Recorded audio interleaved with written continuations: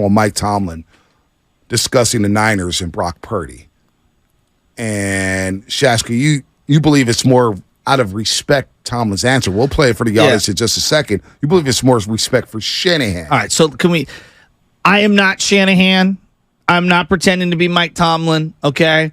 I'm just using examples, from my own life, right? So I do a lot of coaching. I did that coaching, youth coaching summit last night for KCBS. It was really cool. It's going to be played all across the country. Sam Bunger was doing the narrating. Madden's boy. There was a panel of people there, right? You talking about John Madden? Oh, yeah.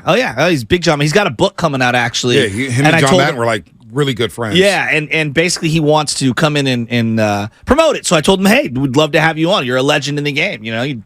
40 years or whatever doing morning radio. But the point that I'm going at is I've coached for a long time. And there are certain tendencies that I see from other coaches that I admire. And I know, for example, right?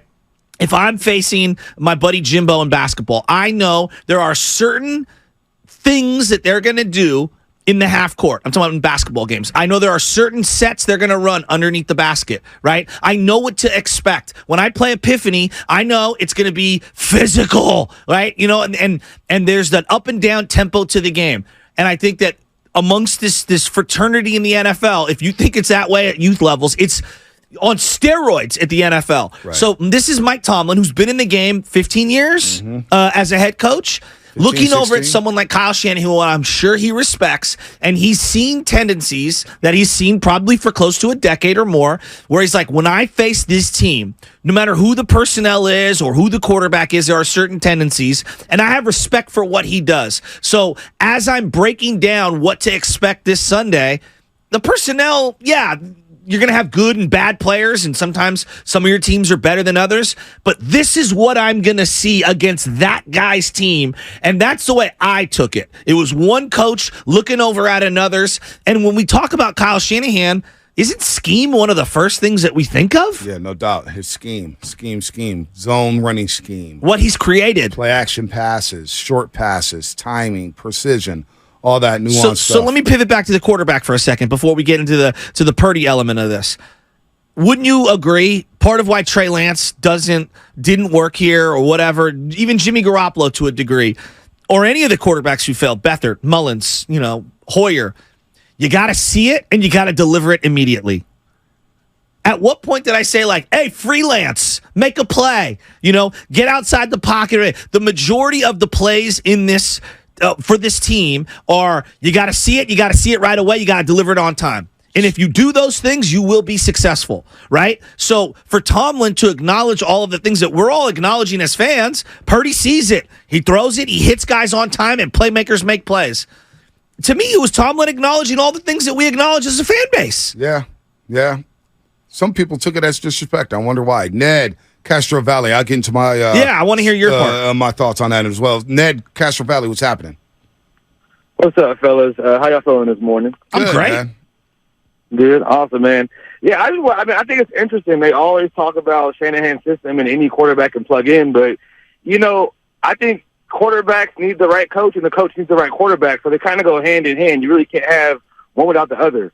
Josh Allen wasn't really good until you got Brian Daboll and Sean McDermott, right? Right. Trevor Lawrence had a tough rookie year, then he had a really good season last year because you got Doug Peterson who's going to have an even better year this year, I think, right? Agreed. So you kind of need it. Shanahan was out there with Matt Ryan. Shanahan left. Matt Ryan was bad. Does that make Matt Ryan a bad quarterback or just to have the greatness you need them together? Tom Brady, Peyton Manning, these guys are outliers, right? These are the greats of the greats. They can go other places and they become the coach, right? They are the coach and the quarterback.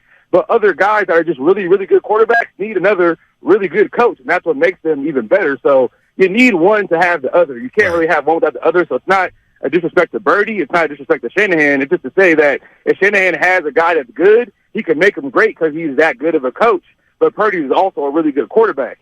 Yeah. Take Mahomes away from Andy Reid. Is Mahomes out of that system? Is Mahomes still Mahomes? We don't know because we haven't seen it, but that's just the point I'm trying to make about coaches and quarterbacks have to be paired together in order for them to see the truly greatness of each other. That's the point I wanted to make. Thank you. Good point, Ned. Good point. Now, that's interesting here because I could see where people were perceived this as disrespect. People play Madden, right? You think about the low rating on Madden. But also the Ringer wrote an article yesterday, an in-depth article on their quarterback rankings. And they had Brock Purdy at number 32. Now, I didn't even open it up. I said, I'm never going to waste my time. 32? I'm not even going to waste my time. As in, he was the 32nd best quarterback in the 32. NFL? I think that's what 32 means. 32. That's 32. Come on. So the lack of respect for Purdy for what he did is, again, it's another prove-it season for Purdy. Feels like if he proves that he can play well in his system this year, then he's going to get the respect all around the league. But I want to play the sound one more time from Mike Tomlin when he was asked around the 17-minute mark. He talked for 20 minutes. This is about 3 minutes left in the presser, and somebody finally asked about Brock Purdy. Here it is. Go ahead, Spinoni, if you want to go ahead and play it. What kind of keys does your defense have to focus on for a quarterback like Brock Purdy when he hasn't had a ton of tape to study over the past couple years? It's less specifically about Brock Purdy, and it's more about how Kyle Shanahan chooses to utilize his quarterback within the schematics of what it is that he does. And so whether it's Purdy or Darnold or Garoppolo or anyone that, Matt Ryan or his days in Cleveland, we just see very similar things in terms of their approach to football. It's very quarterback friendly. It doesn't put them in a lot of adverse circumstances. It keeps them on schedule. And in doing so, it minimizes the potential for negativity. It's a great platform, particularly for a young guy to play and gain experience. And I think it's reflective of Purdy's journey a year ago and their collective journey a year ago. But I imagine his growth and development in that experience has him and them ready to take another step, just like we are with our young quarterback. So that's Tomlin there. And we all agree that it is a quarterback-friendly system, which is why we all got frustrated at times with Jimmy Garoppolo. We're just saying, boy, Shanahan's a great play caller. He put you in the best system or one of the better systems. You got to take advantage of it because we've all said that. Everybody around the league says quarterback user-friendly system, quarterback user-friendly system. But also, without the system, can Brock Purdy thrive? Can he thrive without the system? If he does go off script, I think we saw last year, he goes off script, he can make things happen. But some people take it as a slight. Oh, it's about the scheme, about the scheme. At the end of the day, who cares? If Purdy can master the scheme, that's all you want as a quarterback. Don't turn the ball over, which is what I want from a quarterback. Do not throw interceptions. Take care of the football in the pocket and make the right decisions. If there's an opportunity to throw it away and not try to force something to happen, I saw, what quarterback was that? I saw Jordan Travis, Florida State. Early in the first half, he was rattled. I'm thinking, dude, settle down, young man. Moving around. He throws an interception on the wide receiver screen. It's not even there. Throw the ball away. That's what we're talking about there. Just play within the system, and they're going to be fine. Maybe Brian Hoyer got out the system, but also I don't think Brian Hoyer is very good in any system, right? I don't think C.J. Beathard's good in any system. I don't think Nick Mullins is good in any system. They're backups for a reason. Yes, the system helps a quarterback out, no doubt about it. The system helps out Brock Purdy. The playmakers around him helps him out. But you also got to deliver the ball. You also got to you got to play point guard. You got to play point guard. Yeah, I agree you got to with play it at a high level. And it's not easy to play it at a high level. And I thought Purdy did that last year. So I don't think it's as disrespectful when you listen to it again. That's what I'm saying. But Tom was saying, look, I know their scheme. He's been running the same stuff, the same philosophy. Now, there's new wrinkles here and there. But at the end of the day, it's the same scheme. And now I'm starting to think back to week 3 in 2019. And the way the Steelers played the 49ers that week at Levi Stadium. Well, I think the thing that I was thinking about was how much they disrupted the timing. Killed the timing. Of everything that the Niners wanted to do, whether that was with pressure, whether that was knocking receivers off their charts. Remember, Dante Pettis, you said, caught a touchdown in that game? Game-winning touchdown. Yeah. That's how bad we were down when it comes to receiver depth. So I think acknowledging how great the weapons are for the Niners and trying to disrupt that timing is very important. This brings me back to like a Shanahan, just overall philosophy as a coach.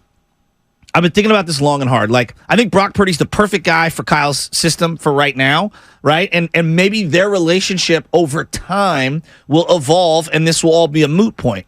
I don't know. I'm holding that out for Kyle. I don't think you're the same person at 30 as you are at 40 and 40 as you are at 50. I think Andy Reid's a great example. He's evolved a lot. Belichick has evolved a lot in his football philosophies. Right now, I don't think Kyle's ready to concede to someone like Peyton Manning. Like, let's say Peyton Manning is 33 years old. He wants to come to the Niners for this year. Right. Are you ready to see Peyton? Because like when Peyton Manning shows up to your team, he's running that offense. Yeah, no doubt. Okay, he's going to get to the line, and he's going to point at all the guys that he wants to move around. He's going to call out the linebackers. He's going to have 50 different audibles. Like, think in your mind, when you close your eyes, what does it look like when Peyton Manning is doing the orchestra stuff, and he's the conductor at the pre-snap stuff at the line? That's not what Kyle wants. Kyle wants to call the play. He wants you to get to line, and maybe a little here and there. He'll allow some wiggle room. But for the most part, run the damn play that I called. Which is why I had a tough time thinking that Shanahan and Brady would ever work out. The more and more I've thought about that, Bonte, I think you're correct. I do. But now, if we're 3 years in with him and Shanahan and Purdy, I'm sure he moves around a little. Right. As Purdy builds up confidence no and doubt. trust in Kyle, I'm sure Kyle will concede certain things to him. Well, that's part of the growth and of their relationship. They never got that point with Jimmy and him. No and I doubt. think that was a roadblock for them. Well, it's funny. Before we get back out to the phone lines here, 888-957-9570. Matt Barrow's story yesterday, Idiot Athletic, the rib game, where Brock Purdy earned the respect of his team and his coaches, because they didn't know if he was going to be able to play against Seattle 15 minutes before the game. I mean, that Thursday night, the hat and T-shirt game up in Seattle on a Thursday night. That Sunday against Tampa Bay, it's a little nugget in that article where Shanahan says Purdy audibled, and Shanahan's like, "What are you doing? What are you doing? Where are you going?" And it was the play he actually broke his rib on, and Shanahan was irate, like, "Bro, what are you doing? Like, what are you doing changing the play?" This young rookie who's barely played, his first start in the league, and Shanahan was a little like, "Why are you audibling?" So that autonomy to audible at the line of scrimmage, I am eager to see if Brock Purdy does get a little more power and a little more leeway to change a play, to check out of a play, to maybe check into a run play. I wonder how that's going to work, because Shanahan, he gets salty, man, when you don't check into the right play. If you do that, Yes, and one of the famous plays in 49er history is, Jerry Rice gets tackled at whatever the 6-yard line in the Super Bowl game against the Bengals in January 89, and Bill Walsh wants to run the exact same play, but they don't have the right personnel out on the field. All right, Brett Jones can't find his helmet. He's so in the moment on the sidelines watching, so John Taylor just lines up at tight end, and they just roll with it, and Joe Montana rolls with it. You think Bill Walsh was happy? Oh, no. His hair, he was ready to pull his hair out. I can't believe we don't have the right personnel in place. But Joe Cool made it all work. Yep. Right? And they went out and did it. I'm thinking about that quarterback, Doc B, and there's a contrast here. I think this is why Shanahan loves Kirk Cousins so much. Kirk was almost ready to pee his pants when he was in the huddle, and he goes, "We're going to do quarterback sneak here." And he basically deviates from the play call from the sidelines, and you hear the moan from his teammates in the huddle. Quarterbacks, what? And, of course, he fumbles. And Dalvin Cook looked at him like, "What are you doing?" And then you contrast that with Andy Reid and Mahomes. They get into the red zone, and they call a timeout, and Mahomes goes, "I'm thinking we should do this." And Andy's like, no, we should do this. And he goes, "You know what? That's a great call. That's a great call. We're going to do that." And they're all bought in, but the play's not there. And he has to deviate, and he throws to the other guy, and Andy Reid goes, "This is why you're the best." And you see the tandem working in terms of the beautiful minds. I just don't know, Jimmy and Kyle never got to that point in terms of synergy. Well, Jimmy's also salty. We've heard from Jimmy this offseason, this preseason, that he's on record saying, I'm able to do more things at the line of scrimmage in this offense with Josh McDaniels. He wants a little more freedom. Yes, and Shanahan, I wasn't allowed to do that. And that's where you get the disconnect. Kevin O'Connell, the coach in the Minnesota Vikings, had to tell Kirk Cousins, just trust me. Yeah. Run my play. Trust me on this. So I that's what I don't even want to think about Kirk Cousins. But we talked a lot about the quarterback, Doc, out in New Orleans. And, some guys can handle it. Some guys can handle it. I just wonder how much leeway Shanahan will give Brock Purdy as the season goes on. But I pulled up the box score from week 3 Give it to back me. in 2019. How many turnovers in that game? Niners turned the ball over 5 times. And what was it, 3 in the red zone? I remember the one big fumble in the red zone. I remember a Minka couple turnovers on the other side of the 50 where they held the Steelers to field goals. I remember that. You know what I'm saying? I remember the Steelers got out to 6-0 lead. Minka had been traded maybe a week or two before. Right, and he made a play. He made a sick interception. He also got trucked by Juszczyk in that game. That's right. That's right. Niners had 26 first downs to the Steelers 11. 436 total yards for the 49ers. So they did move the ball. They're 6 of 11 on third down, and that's with piss poor receiving core. What was the final score? 24-20. 24-20.